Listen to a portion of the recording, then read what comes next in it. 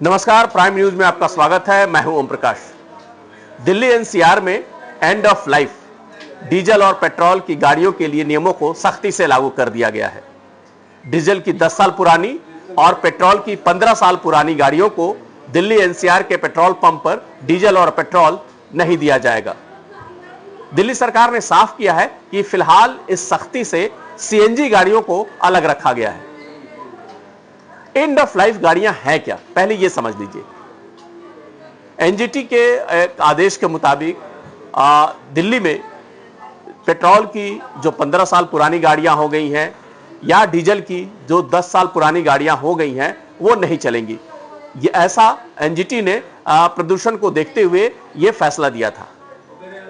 इसके बाद जो परिवहन विभाग है उसने भी एंड ऑफ लाइफ को लेके नियमों में बदलाव किया और नया कानून बनाया, जिसके मुताबिक पूरे भारत में 15 साल पुरानी कोई भी गाड़ी हो जाती है तो वो एंड ऑफ लाइफ माना जाता है और वो डी रजिस्टर्ड हो जाती है। आपको अगर आपकी गाड़ी 15 साल से पुरानी है तो फिर से रजिस्ट्रेशन कराने का प्रावधान है, लेकिन वो फी ज्यादा महंगी है। रजिस्ट्रेशन चार्जेस अलग अलग राज्यों में अलग अलग हैं और गाड़ियों के हिसाब से वो महंगे हैं।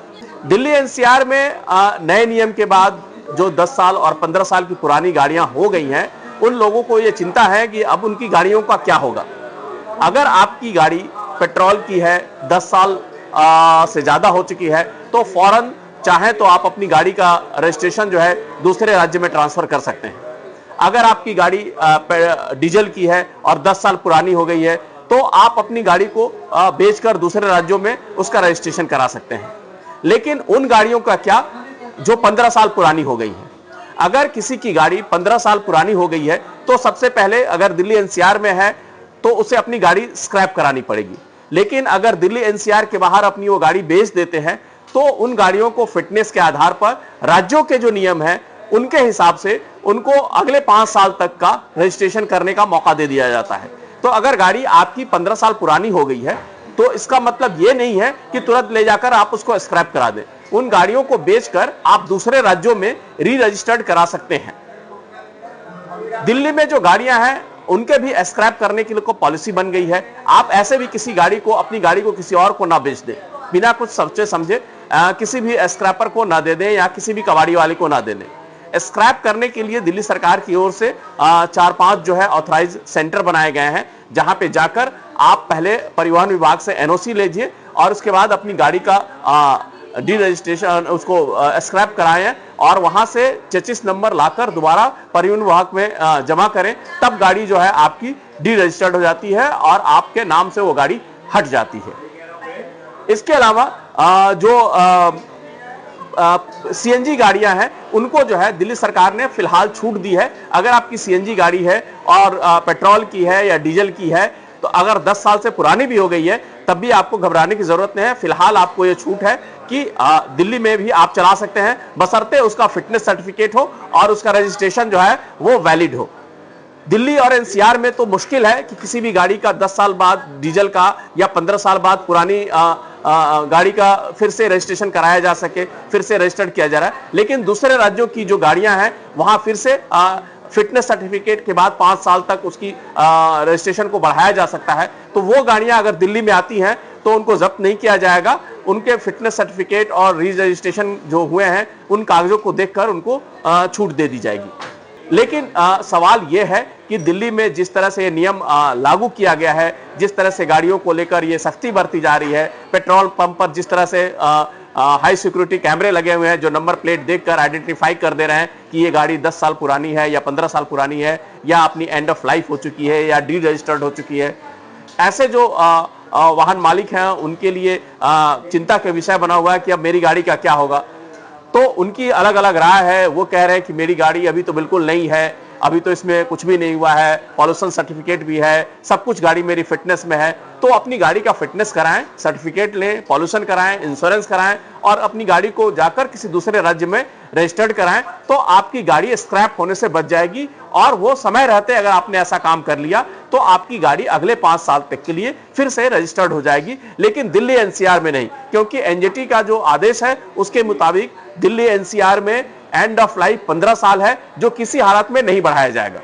ये अगर आप करते हैं 15 साल के पहले तो दूसरे राज्यों में ट्रांसफर होकर आपकी गाड़ी की लाइफ बढ़ सकती है। आप अगले 5 साल तक और अपनी गाड़ी चला सकते हैं। 20 साल के बाद भी चलाने का प्रावधान है कुछ राज्यों में। ऐसा नहीं कि 15 साल या 20 साल के बाद गाड़ियां जो है खत्म हो जाएंगी।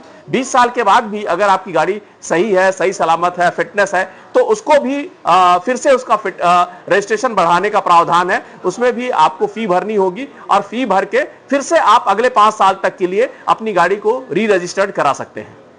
तो ऐसे में जब दिल्ली एनसीआर में जिस तरह से प्रतिबंध लगा दिया गया है, पाबंदी लगा दी गई है कि 10 साल पुरानी डीजल गाड़ियों और 15 साल पुरानी जो पेट्रोल गाड़ियों को पेट्रोल और डीजल नहीं दिया जाएगा, तो ऐसे में अगर आपके पास कोई 10 साल या 15 साल पुरानी गाड़ी है तो घबराएं नहीं, अपनी गाड़ी को दूसरे राज्यों में ट्रांसफर करें, दूसरे राज्यों को लोगों को बेच दें और वहां पे उनका फिटनेस सर्टिफिकेट, इंश्योरेंस कराकर उस गाड़ी को अगले 5 साल तक के लिए रजिस्टर्ड करा दिया जा सकता है। लेकिन इसके लिए समय सीमा जो होती है वो 1 साल ही होती है। इस बात को भी ध्यान रखिएगा। ऐसा नहीं हो गया कि आपकी गाड़ी 17 साल 18 साल की हो गई है तब आप ट्रांसफर कराने की कोशिश करेंगे तो ये ट्रांसफर नहीं होगा, उसमें मुश्किलें आ जाएंगी, आपको स्क्रैप कराना पड़ सकता है। लेकिन आपकी गाड़ी को 15 साल हुए या 10 साल हुए, अभी 1 ही साल हुआ है, 1 साल के अंदर है वो समय सीमा, तो आप अपनी गाड़ी को दूसरे राज्यों में एनओसी लेकर ट्रांसफर करा सकते हैं। हाँ, ट्रांसफर कराते समय इस बात का जरूर ध्यान रखें कि किस राज्य में वो गाड़ी ट्रांसफर हो सकती है, क्योंकि राज्यों के भी अलग अलग नियम है। ऐसा नहीं है कि किसी भी जिले में कोई भी गाड़ी ट्रांसफर हो जाएगी। हर राज्य ने अपनी एक जिलों की लिस्ट बना रखी है पॉल्यूशन और ट्रैफिक मैनेजमेंट को देखते हुए कि इन्हीं जिलों में कोई गाड़ी बाहर की आकर गाड़ी 10 साल पुरानी या 15 साल पुरानी गाड़ी जो है रजिस्टर्ड हो सकती है।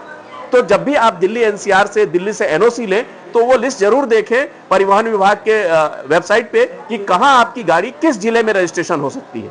उसी तरह से जो दिल्ली आने वाली बाहर राज्यों की जो गाड़ियां हैं उनके लिए भी ये नियम लागू है। अगर आपकी गाड़ी डीजल गाड़ी है, 10 साल पुरानी है, तो आप दिल्ली एनसीआर में लेकर ना आए।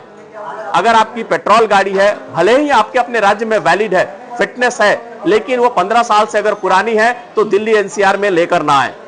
सीएनजी गाड़ी है तो उस पर अभी छूट है। सीएनजी गाड़ी अगर 10 साल या 15 साल से पुरानी है तब भी वो दिल्ली एनसीआर में आ सकती है, चल सकती है। लेकिन यहाँ पे वो गाड़ियां जो है वो उनका फिटनेस नहीं बढ़ सकता है, वो फिर से रजिस्टर्ड नहीं होंगी। इसलिए ऐसे में ये आपको घबराने की जरूरत नहीं है। सोच समझकर जो नियम कायदे कानून बने हैं, जो हमारा एक्ट है, उसको ध्यान से पढ़िए, उसको समझिए और उसके मुताबिक एक्ट कीजिए। तो मुझे नहीं लगता है कि अगर आपकी गाड़ी 10 साल भी पुरानी हो गई है या 15 साल पुरानी हो गई है तो आपको घबराने की जरूरत है। आप अपनी गाड़ी स्क्रैप कराने से बच सकते हैं। अगर आपकी गाड़ी अच्छे कंडीशन में है, महंगी गाड़ी है, अभी बहुत कम चली हुई है, लोग कहते हैं कि 10 साल मेरी डीजल गाड़ी है, 10 साल में 50,000 किलोमीटर चला हूं, मैं अपनी गाड़ी क्यों स्क्रैप करा दूं?